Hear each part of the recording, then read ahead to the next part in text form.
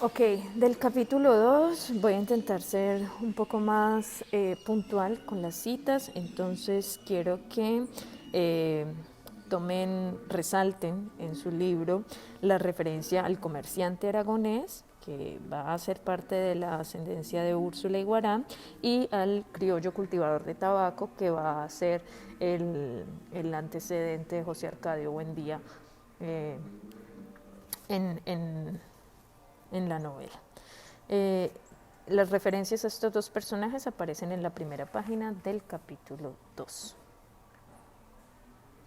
Este capítulo tiene una importancia especial porque es aquí donde se ve la predestinación de la que hablamos ayer en clase y en la conciencia fatalista de nuestros personajes, esa conciencia que tienen sobre un fin devastador, tanto para el primero como para el último de la estirpe. Hay una cita en la página 28 de la versión de Norma donde dice: estaban ligados, ahora comillas, estaban ligados hasta la muerte por un vínculo más sólido que el amor, un común remordimiento de conciencia. Esto hace referencia a la relación de Úrsula y José Arcadio, pues como bien sabemos, ellos deciden desafiar el destino, casarse a pesar de la prevención de las parientes de Úrsula cuando le insisten que de manera legendaria se dice que los descendientes de parientes o de matrimonios en los que se casan entre primos o familiares pues pueden llegar a tener como consecuencia malformaciones en su descendencia. Entonces se hablan de colas de iguanas, de colas de cerdos, de hombres y mujeres con vidas desgraciadas.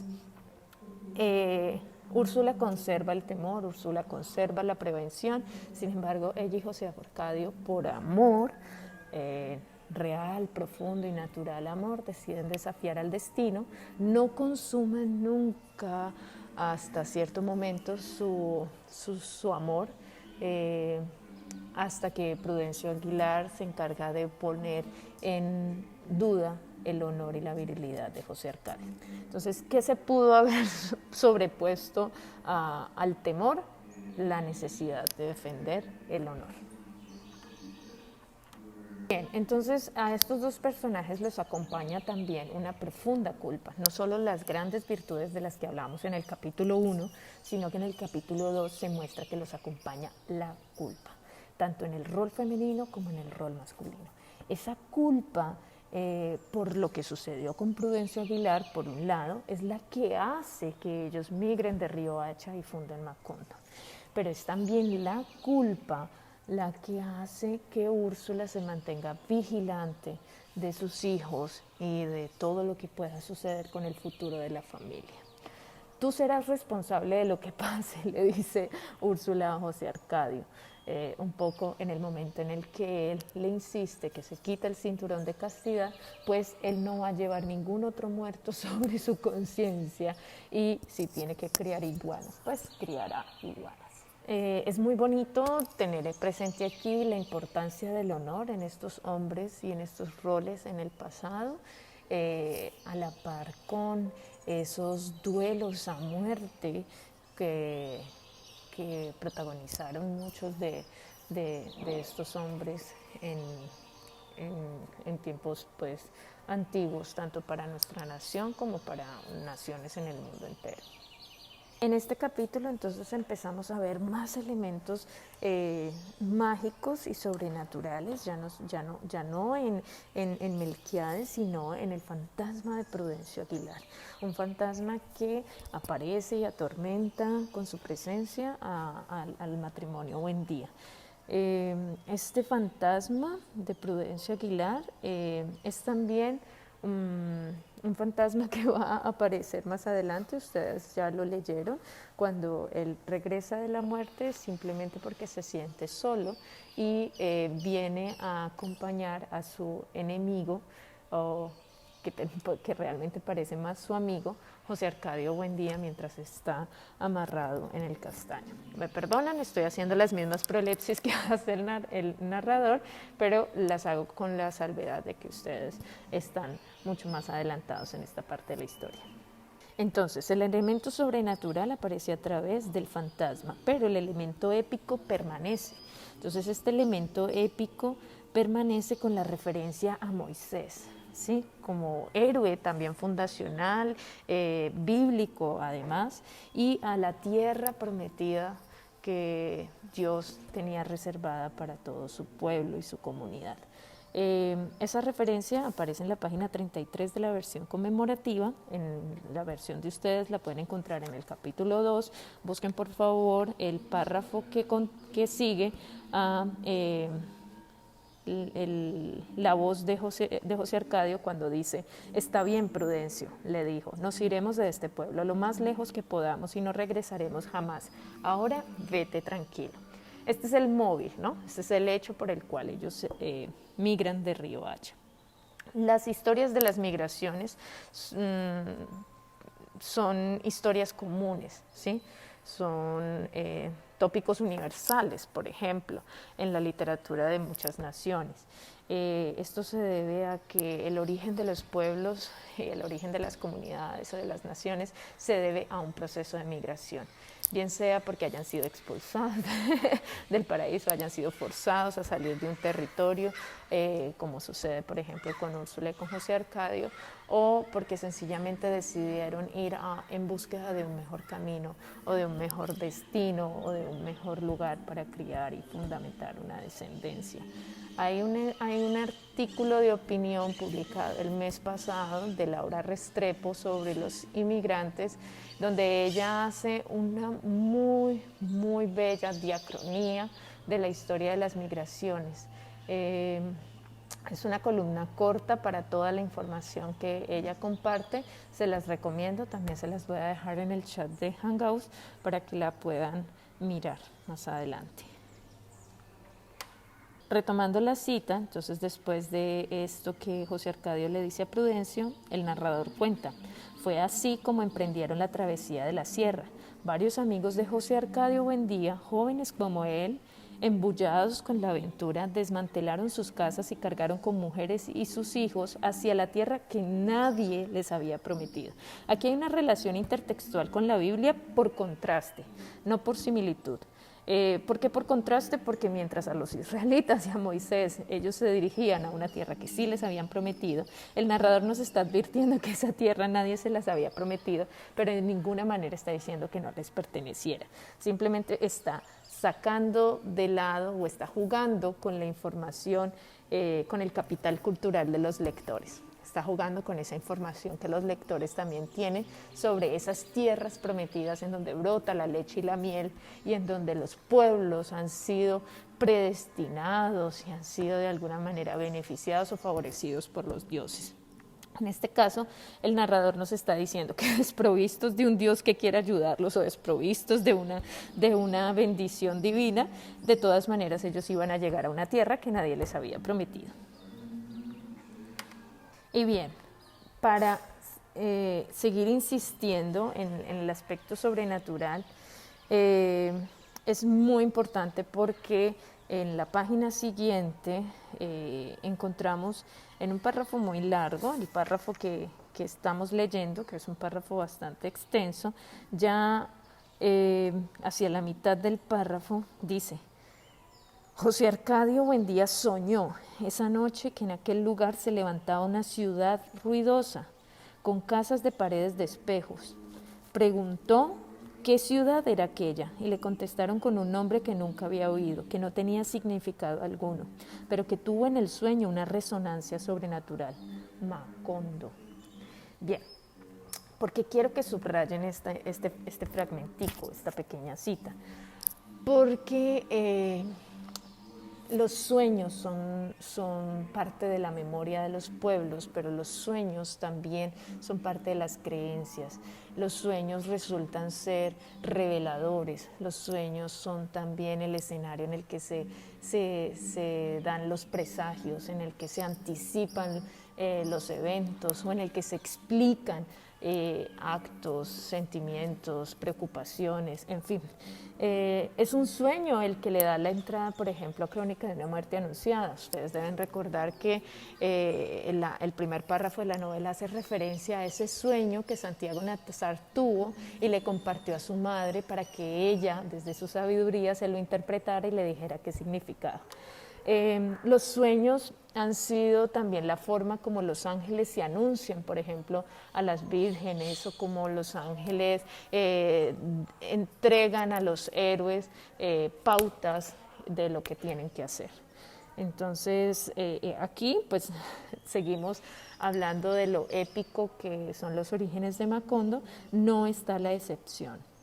Y es a través de un sueño que José Arcadio Buendía recibe la información o el presagio o la lucidez para decidir fundar Macondo. Y no pierdan de vista esa descripción de una ciudad ruidosa con casas de paredes de espejo. No olviden eso.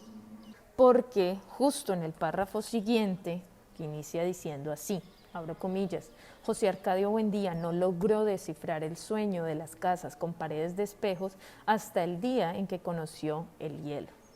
Entonces creyó entender su profundo significado. Cierro comillas.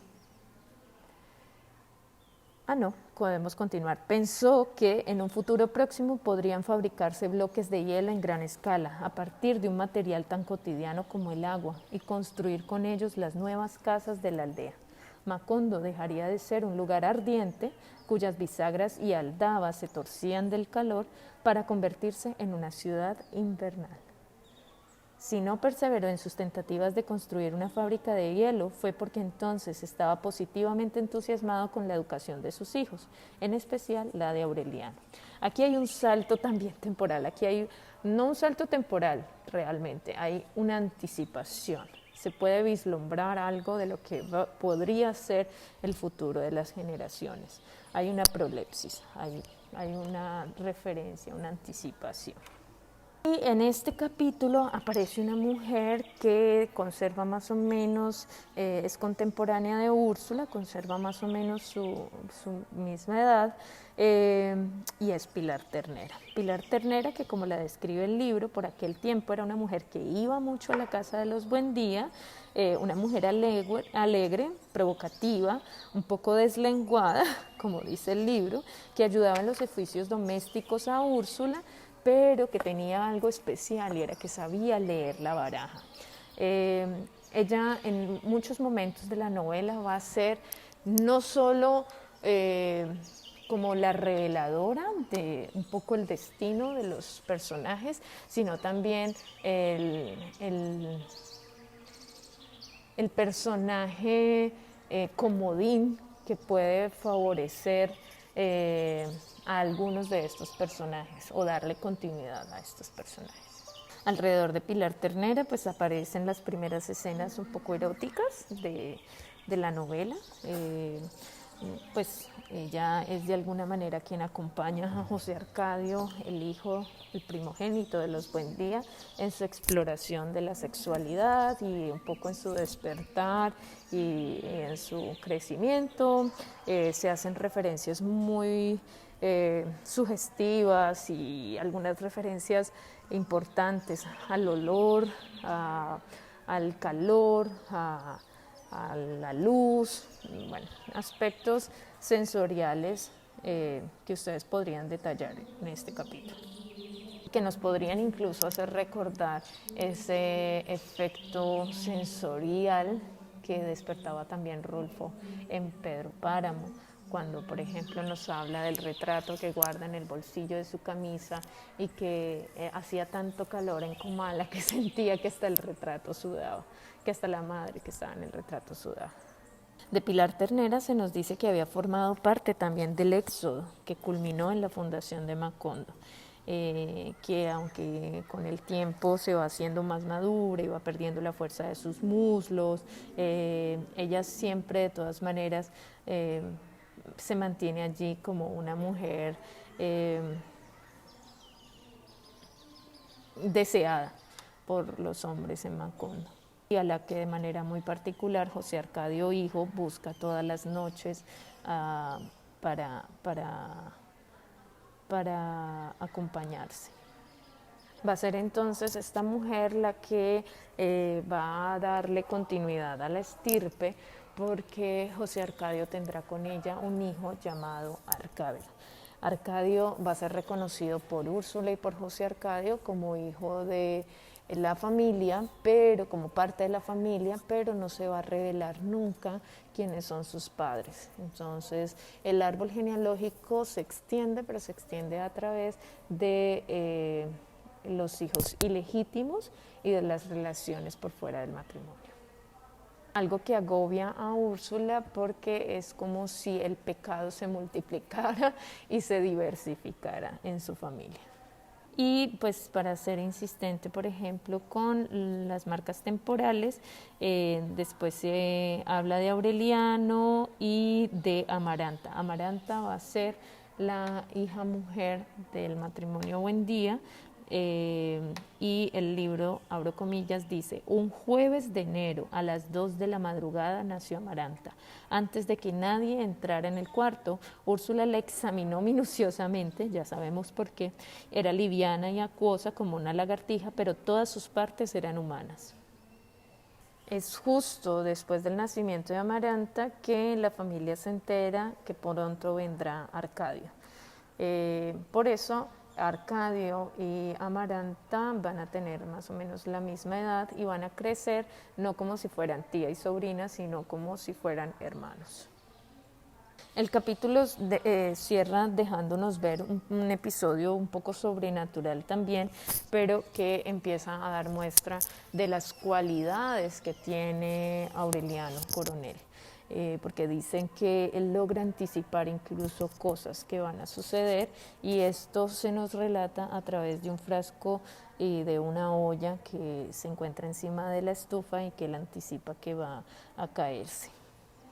Y termina también haciendo referencia al poder de Úrsula al lograr lo que su marido de pronto no había podido, y es encontrar la ruta que conectara a Macondo con otros pueblos. Cuando ella regresa a Macondo, luego de los meses en los que se fue a buscar a José Arcadio, y regresa acompañada de una muchedumbre de personas, no gitanos, sino personas de su misma raza, dice, y de su misma lengua, y que entonces llegaron a poblar Macondo, y son una muestra de la expansión que va a empezar a tener el pueblo y de su crecimiento no solo en población, sino también en las dinámicas sociales, políticas y de organización económica que se van a transformar.